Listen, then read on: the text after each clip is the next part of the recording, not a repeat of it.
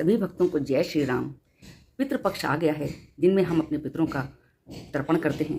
प्रतिदिन उनके नाम से खाना निकालते हैं, पानी निकालते हैं। इसी के उपलक्ष्य में मैं एक कहानी आपके समक्ष प्रस्तुत कर रही हूँ।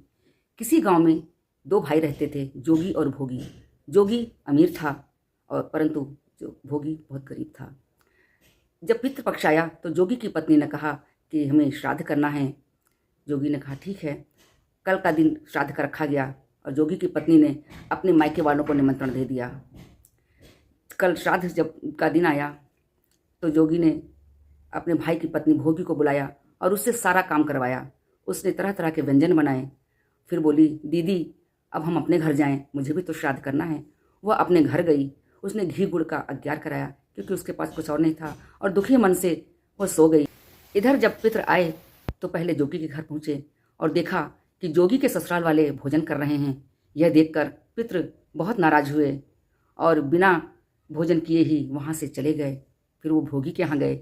वहाँ पर घी गुड़ का अज्ञार लगा था। उन्होंने वहाँ पर उसकी सुगंध ली और उसकी राख चाटकर वापस चले आए।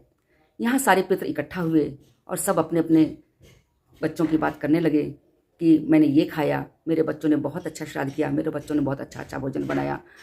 तो जोगी और भोगी के पितर बोले कि हमारे बच्चों ने तो नहीं किया।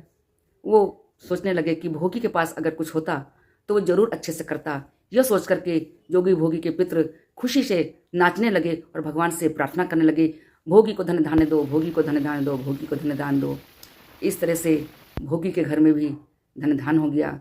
भोगी के बच्चों ने कहा कि माँ कुछ खाने को दो। माँ ने कहा उधर परात में देखो, जाके कुछ रखा हो तो खा लो। बच्चे परात खोलते हैं तो देखते हैं उसमें सोना चांदी हीरे जवाहरात थे। भोगी धनी हो गया।